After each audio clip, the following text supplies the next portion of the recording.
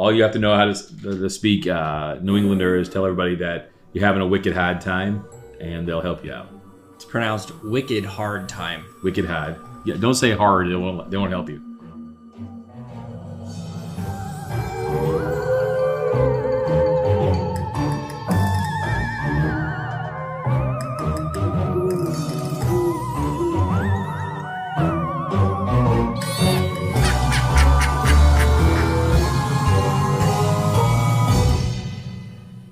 Welcome to Talk About Scary, the show where we do just that. Talk about scary places. I'm Clay, and Adam's here too. And I'm Adam. See, like I said, he's here. And this episode today is brought to you by Dunkin' Donuts, except it's not. And Dunkin' Donuts, if you try to take us down, I'll take you down with us. We can do a shout out to Dunkin'. I love Dunkin's. Delicious. Love their donuts. They're like my 14th favorite donut place. You see, I'm glad you said Dunkin' Donuts, though, because where we're going to go is pretty much very close to my hometown, and everything is Dunkin' Donuts up there. Everything. Dunkin' Donuts that's it for everybody. It's fantastic. I'm just saying, America does not run on Dunkin'. The West Coast doesn't run on Dunkin', but the East Coast definitely does, and it's delicious. And their coffee is some of the best coffee that you don't like, because you don't like coffee, but they have the best coffee in the world. I think it's better than Starbucks, myself. Everything's better than Starbucks. Yeah, it's true. That's just burnt coffee. $5 coffee. Well, they lowered their price? No, I just call it $5 coffee. Anyway, Sorry, Duncan. Not sorry. Yeah, not sorry. Today, well, for our listeners, we're doing a 2-part podcast here. It's on the Bridgewater Triangle, and the reason why we're doing it in 2 parts is because it's really hard to stick 10 pounds of crap into a 5-pound bag. There's a lot of stuff that happens here. Also, I might be telling a lot of jokes today, so prepare for some dad jokes. So strap on your scary hats and hold on to your nuts, because we're going on a fantastic voyage to the Bridgewater Triangle. Again, my hometown. So the Bridgewater Triangle is an area of about 200 square miles. That is for our Canadian listeners and in other countries that don't use miles, which is pretty much everyone. Maple syrup. Is 520 kilometers squared. That sounds a lot larger. Syrup. Sounds a lot larger, doesn't it? Than 200 square miles. And it's within southeastern Massachusetts.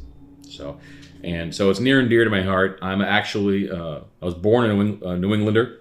I'm from southern New Hampshire, right next to the border of Massachusetts. So most of everything that we did as kids was in Massachusetts. I remember my pop taking me down to Red Sox games to get Italian ices, going to the farmer's market over in the north end.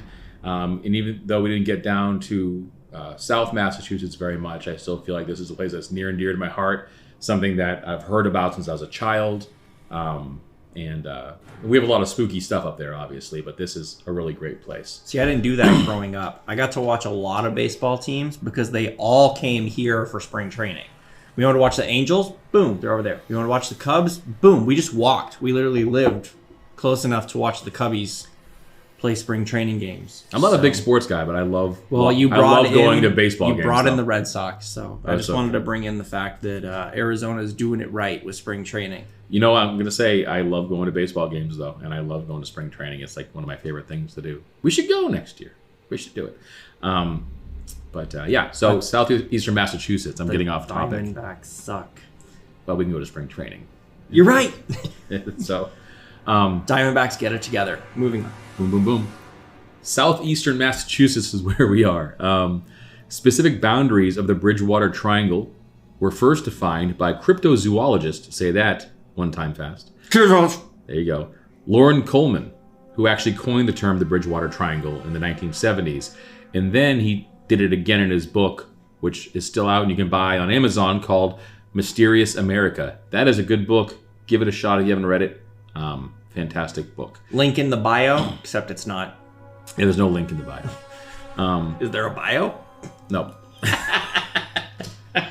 The triangle is formed with 3 towns. Abington is at the tip of the triangle, and then Freetown, and this is hard to say, Rehoboth, the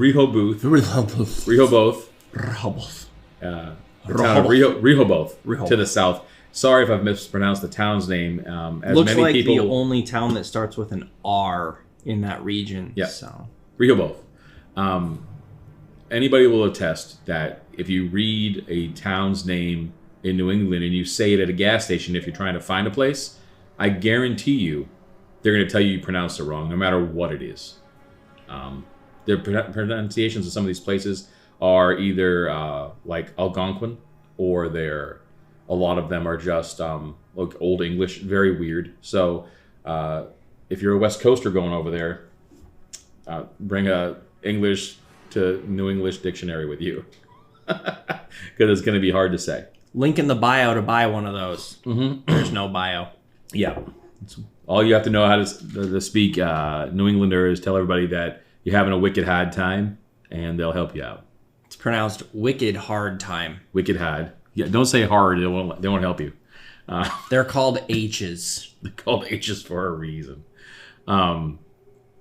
So my first question right off the bat, as we dive into the Bridgewater Triangle, is I see that there is it a town called Bridgewater that's like on the side? Is it in the triangle? Like the name? Yeah, so Bridgewater is on the side of this beautiful, I think this is an isosceles triangle, and it's to the east side, the northeast side. There's Bridgewater and there's East Bridgewater. Mm-hmm. And so they're right there, so probably why they call it the Bridgewater Triangle, right? Well, sure, but it looks like there's a lot of cities that Whitman's right next to it. Is that Raynham, where like a lot of the stuff you're about to talk about happens? Or you're gonna hear. You're gonna hear. Don't get me started. I mean, it's really close. Taunton is in the center of the bottom of the triangle. There's Raynham. You pronounced it wrong. It's Taunton. Yeah, it's Raynham is in the middle, it's just there you go. It's got a lot of activity through there, but I digress. Pretty much central to the area, since you asked, is a place called Hockomock Swamp, which means... All these names sound made up. Well, this one is not. This is Algonquin. And it means the place where the spirits dwell. English colonizers called it Devil's Swamp back in the day. Hockomock Swamp is a vast wetland encompassing much of the northern part of southeastern Massachusetts. Hold on your hats, man. I don't have a hat. Oh, you put a hat on. It's 16,950 acres. That's almost 17,000 acres of swamp. Why? I believe that's hectares here. So you could also do 6,859 hectares if you're not from this country. Hectares? Hectares. I believe that's how you pronounce it. That's a unit of measurement in other countries. They don't use acres. They use hectares? Yeah, I believe that's hectares. Let me look that up. I want to make sure I'm saying that right. Are you sure they don't use that in Mexico and it's hectares? Hectares, very funny. Yeah, hectare. It's a unit of area in the metric system equal to 100 acres, or 10,000 square meters. So you're learning something new every day. Well, I'll make a bold statement to all of our out of the U.S. listeners. Which there are a lot of them, and thank you very much for listening to us. That was Adam, not me. To all of them out there that aren't part of the United States of America, we're like pretty much the only civilized country. I think there's like one other one that uses our unit of measures, and y'all use the metric system. And you're wrong. I don't mind the metric system. I think it's a more simple method. When I have to work on cars, I like using cars, foreign cars, because it's all metric. If you need an 8 socket or a 13 socket, or 10, you got it. You got it right there. You don't have to look at like a 5 3/8. You don't have to do that. It's better. Yeah, but that's on a smaller scale. If you're looking at a larger scale, like you just said, this is like a 200 acre land. No. It's not 200 acres. It's 17,000 acres. No. I'm sorry, square miles. The triangle you said was like 200 square miles. Mm-hmm. But that's like 580 kilometers. 520, yeah. It's just larger. Like the larger things are, I feel like kilometers and things like that just kind of get out of hand. Like how far away is the Earth to the sun? It's like 282,000 miles. 1 AU. Yeah, there you go. It's I'm not sure. I'm not going to look it up. I know it's roughly like 282,000 miles though. But in kilometers, like what is that? 4,972,000. Well, now I have to know before we get started. Hold on. 12 kilometers. Hey Siri. I should not be doing it. Siri's not here. Siri's not part of this guest. Apple, get it together. She should have had it done. Hold on. I have to look for this or I'm going to go crazy. Hold on.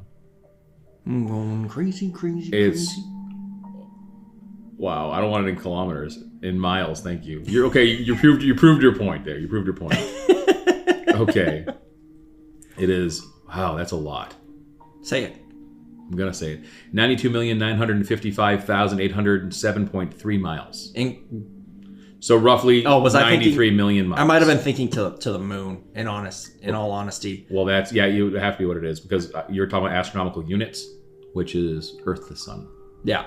But I think something's like 282,000. I think that's... You still proved your point, though, because I wanted to use the miles. I didn't want to use the kilometers. Yeah, because it's... I can't even say that number. On a smaller scale, I can understand, because then you're using thirds and quarters. In kilometers is like your bank account. 7/12. It's a little crazy, but... I'll take my money in kilometers, because that means it's like 3 times, 4 times, 8 times larger. Point well taken. But, so we'll go with... 16,950 acres. You see what all of you do that aren't the United States of America? You do this. It's true. This is why we're all crazy here. This is such a long episode. These people are going to hate us if we can't get through it. Oh. You guys think this is about the Bridgewater Triangle. It's about math. Actually about math. Units of measurement. Okay, so to recap. You're already talking about isosceles triangles. It's crazy. The Hockomock Swamp is a vast wetland, I'm going to say it again, encompassing much of the northern part of southeastern Massachusetts. A large quantity. In fact, maybe like, 3/4. Yeah. No, it's not really. It's not. I just wanted to give a fraction for the folks at home. Almost 17,000 acres of land is considered the largest freshwater swamp in the state. It acts as a natural flood control mechanism for that region. And it was how many hectares? I'm sorry. Hectares? I'll stop. Don't. Everyone at home, like, their face is steaming. I can see the He's so set. He's so... the red on their cheeks. He's such an Arizonan. It's so funny. During the 17th century, the Hockomock Swamp was used as a fortress by the Wampanoag, the predominating tribe of natives in the area. It was used as a fortress against invasion by early English settlers. It played a role in King Philip's War as a strategic base of operations for the Metacomet, also known as King Philip, to launch assaults upon nearby English settlements. This is the talk about history part. I'm making it short, I promise. Talk about history. Okay. During the 18th and 19th centuries, Euro-American settlers deemed the swamp to be worthless, barren land, and attempted to drain it and convert it into a profitable farmland. Reverend and historian William L. Chafin of Easton. Wait. They attempted to drain 17,000 acres of swampland? Oh yeah, they I can't even think right now. They could do things like that back then. They were on point. What's funny now is I don't think we could do that today. Well, you and I couldn't do it today. We have to look at our phones for everything. But back then, they knew everything about. They just had it in their heads. They could build bridges, and they could paint on ceilings, and they could huge modern marvels, crazy stuff they did, and they use it all from their minds. They remembered things. We are not as smart as they were. We have much more technology, but we were far dumber in so many different ways. Anyway, Reverend and historian William L. Chafin, sorry, I hope I pronounced that right, of Easton, was an early advocate of the drainage schemes. However, the natives of that region placed a higher value on the swamp for centuries. Natives had relied on hunting game there, and the swamp had gained in a revere. English. I'm coughing a lot today. Sorry, guys. And the swamp gained a revered status among them. They named it Hockomock, the Algonquin term meaning place where the spirits dwell. In addition to life-sustaining activities, much of the swamp served a dual purpose as a sacred burial ground. Thank you for that. That's a good one. I was waiting to get to that point. It's not all history, so it gets spooky quick. The Hockomock is occasionally referred to as the Hobomok. The Wampanoag worshipped and feared Hobomok, the chief deity of death and disease. Hobomok, composed of human souls of the dead, was known to congregate in areas like the Hockomock. Thus, the terms Hockomock and Hobomok became interchangeable among Native Americans when referring to the swamp or the spirit. So it's kind of like for us, the Holy Spirit, right? The Holy Trinity and the Holy Spirit. So the swamp and Hobomok became interchangeable because they are one entity as far as they're concerned, or as far as they were concerned. There are many stories and legends that have become associated with the swamp, and even in modern times, it has, for some, remained a place of mystery and fear. What do you think of my history lesson so far? It's putting me to sleep a little bit, if I'm being honest. You know what? Right when I said burial ground, though, your ears peaked right up. You're like, what? Yeah, okay. But I thought we were gonna go into like ghosts. It's just talk about scary. It's not talking about ghosts. Hobo smokes. It's an ancient deity that's comprised of all the souls of the people that were buried. That's pretty terrifying. People buried in the water? Yeah, they use it as a burial ground. I think that they buried around there. The swamp isn't all liquid. It's, the solids. Or they were probably dumped in the water. The bog people, where is that? Is that in Ireland? The bog people? You don't? Okay. The bog people, I believe it's Ireland. Are you going to ask Siri again? Yeah, I'm kind of going to ask Siri again. So, human cadavers have been found mummified in peat bogs. And this is something that happened in ancient Scotland and Ireland, and actually anywhere where there's a peat bog, where there's a lot of peat bogs in Scotland. And if anybody thinks that I'm wrong, please correct us. You can go on our Instagram page and tell me that I am send me a message, tell me I'm an idiot. But I believe that's true. It was a common practice, and there's no reason to believe that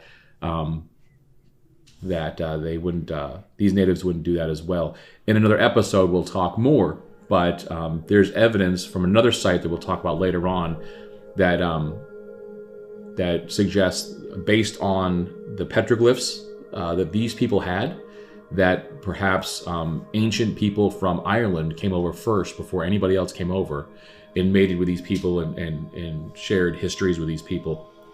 It's really kind of interesting if you look at how similar the petroglyphs are on these two things, on their petroglyphs versus the Native American petroglyphs. So anyway, I'll get back. But so burying them in bogs and swamps might be something they learned, or that they traded with each other, information. The Freetown Fall River State Forest has reportedly been the site of various cult activities, including animal sacrifice, ritualistic murders, committed by admitted Satanists, as well as a number of gangland murders and a number of suicides. Now, there's so many murders in this state forest that it would be a 3-part episode to talk about all of them. But suffice it to say there's been several murders there. Notably, there was a girl who was murdered there. They found out later on that it was a part of a satanic cult. And one of the girls that they found a part of the satanic cult, there were a lot of sex workers back then. And they were part of this cult. And one of the girls that was going to come forward and talk about it, right? She got afraid, and she didn't want to piss off the cult leader guy. But not only did she not want to piss off the cult leader guy, but she didn't want to piss off Satan. Whenever I think about cult leaders, I always think about that guy from Temple of Doom. from Indiana Jones, where he's got like the big like. It's not a bull, but he's got like the horns. Kalima. Yeah, and he like that's my tries favorite. to pull the heart. That's all I can think about when I think about cults. Isn't that your favorite of all Indiana Joneses? That's the best one. That's my favorite. The worst one. You're so wrong. That is the best one. That is his dark. That is like Pocket Man and Cargo Boy 2. Ooh, that is his dark. The best one is Last Crusade. I just love the chemistry of Harrison Ford and Sean Connery. Yeah, his father and son. I thought number 2 was just more funny to me. It was funny. You know what did it for me? I'm sorry to say this, but I didn't really care for Short Round. And I didn't really care for the girl who ended up marrying Steven Spielberg, the actress. I can't think of her name right now, but that's. I thought she did a great job. She just yelled too much and was annoying. And I prefer all of Indy's other female friends. By the way, Clay's favorite is Kingdom of the Crystal Skull. Was his favorite movie. I actually really like Kingdom of the Crystal Skull. I would probably I would tie that second with Raiders, to be honest with you. Are you really? I am really tying it second. You got to get out of here, dude. That was the worst movie I've ever seen in my life. No. It's really good. And you know what? Sorry, side tangent here. Are you gonna just let your thing beep the entire time we're doing this? Or are you gonna turn it off? I've already muted it. I don't know why it's still going off. I'm just more famous than you, and I get emails every 20 seconds. Anyway, we'll get right back to the Bridgewater Triangle, but I want to make a point about Kingdom of the Crystal Skull that people completely miss. Is a lot of people didn't like that it was supernatural and had to do with like aliens and all that stuff. But every other topic of an Indiana Jones film is complete BS too. Whether it's more, I mean, yeah, they were more religious and they followed like, things from the Bible. But I'm sorry, like, there's no proof that there was a Holy Grail. There's no proof that the Ark of the Covenant is actually like a thing, or that when you open it, your face melts. Like, people need to just back off of aliens. They need to back off of Shia LaBeouf. He did great in that film, and I think he's a great actor. Absolutely. I mean, the only thing I'll knock on that film is he didn't need to swing with the monkeys. Like, there was a lot of fanciful stuff I didn't care for. But there was a lot of stuff that I thought was really good, and okay. I like all the Indiana Jones movies, so we'll just leave it at that. They're all good. They're all good. We're sorry. Last Crusade best. It's the best. Okay. Anyway, getting back to it, we're going to finish with Profile Rock today and talk about it for a few minutes. And then we're going to talk about what we've talked about, and then we'll pick it up on the next episode. So I want to talk about Profile Rock. This is a rock that is supposed to look like... This happens a lot in New England because there's a lot of granite there. I got a picture of it right here. It was supposed to look like the profile of a Native American person.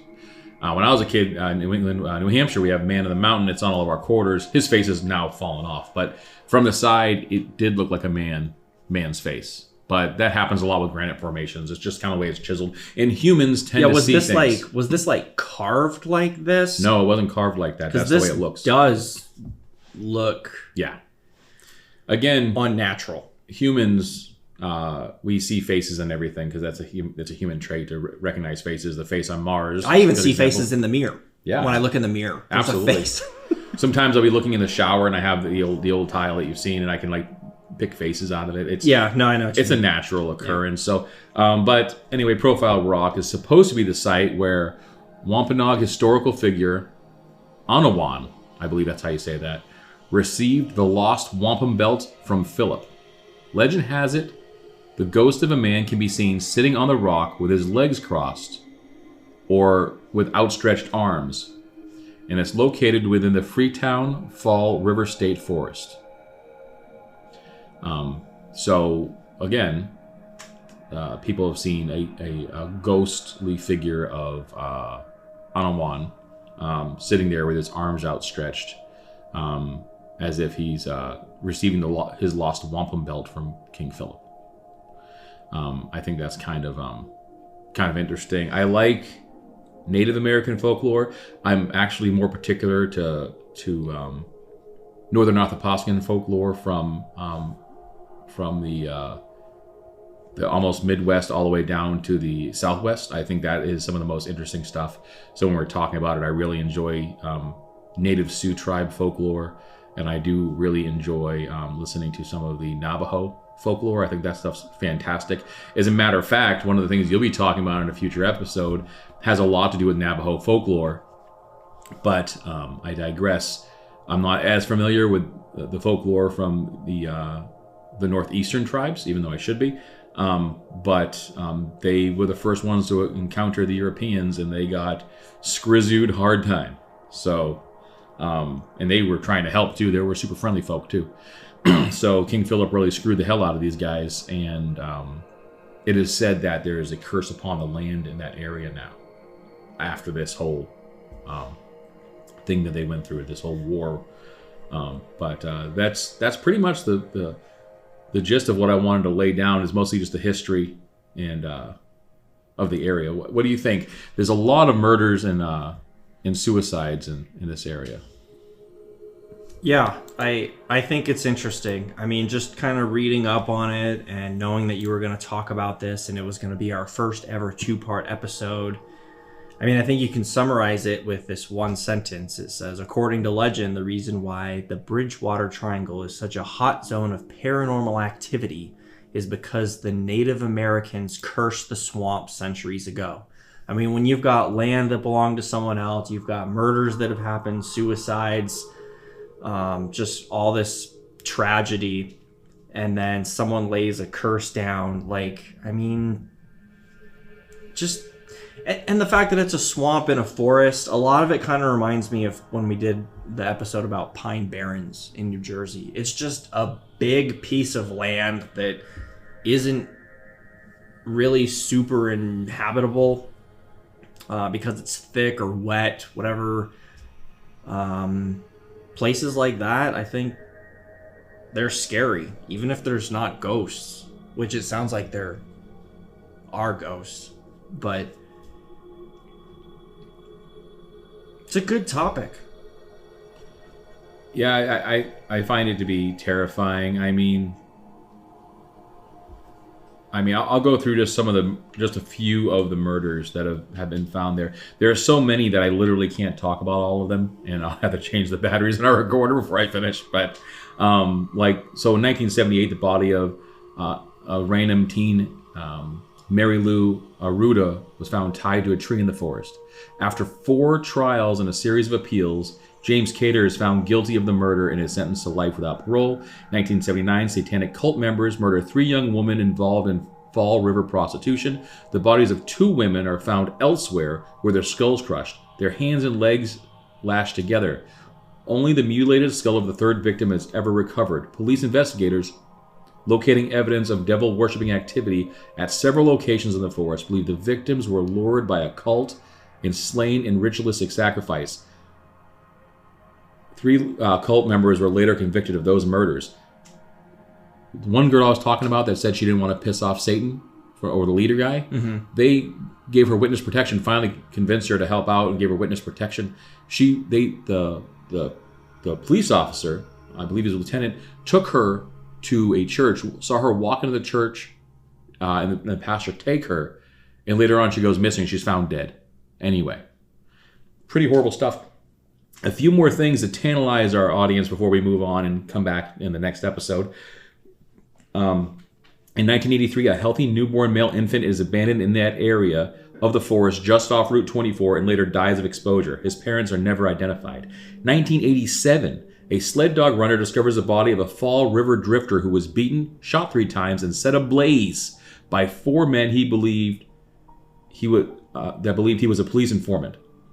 Freetown Police Chief Charlton Abbott Jr., then a patrolman, responds and finds a grotesque scene, in his words. 1988, 2 men are found naked and dead from a shotgun wound in a wooded area of Dartmouth, adjacent to the state land. That same year, the body of Elizabeth Gregory, buried in a remote forest cemetery after her death in 1868 at the age of 86, was stolen from her grave, and cult activity was suspected. 1991, an 18-year-old youth was stabbed beaten and left for dead during a drug deal gone bad. I don't think that has anything to do with Satanist stuff, and that stuff can happen anywhere, especially in Arizona. But it happened here. His assailants steal his boots, bury him under the leaves, but he is found alive after 3 days. The victim suffers brain damage and frostbite, later losing both of his legs. Ongoing police and state officials investigate unrelated series of physical and sexual assaults, attempted murders, suicides, car burnings, animal mutilations, and ritualistic activity in and near the Freetown and Fall River portions of the state park. And I could keep going. Seriously, I could go for the next 30 minutes at that rate and not touch half the murders and disappearances in this area. But I wanted to leave you with that, something to mull over a little bit. What is a scorched land? Maybe. Legend says it is. Legend says it is a cursed land. And very interesting. But we'll leave you with that for now. And that there are also Bigfoot-like sightings. That's the next episode. That's the next episode. We gotta tease them a little bit. Okay, we have some cryptozoology stuff. You have been teased. So guys, I hope you enjoyed part 1 of the Bridgewater Triangle. I know it's a lot to take in. That's what she said. But don't. We'll get sued. Don't come at me, Disney. Since you're off key, I don't think they're gonna catch it though. I think it'll be fun. But this is kind of Indiana Jonesy too, what we're talking about. So it's kind of exciting. You're doing it. I can see it now. Indiana Jones 5. Harrison Ford, 119 years old. Indiana Jones and the curse of the Bridgewater Triangle. Creep it real, guys. Creep it real. See you next time. I think we should go there and set up camp at night. And you want to go there? Why would we want to go there and set up camp? You just talked about all these murders and how you can talk about it for 30 minutes. I don't want to go there. I mean, I've seen a nice cabin somewhere. We can bring Indiana Jones with us. Well, Harrison Ford's still.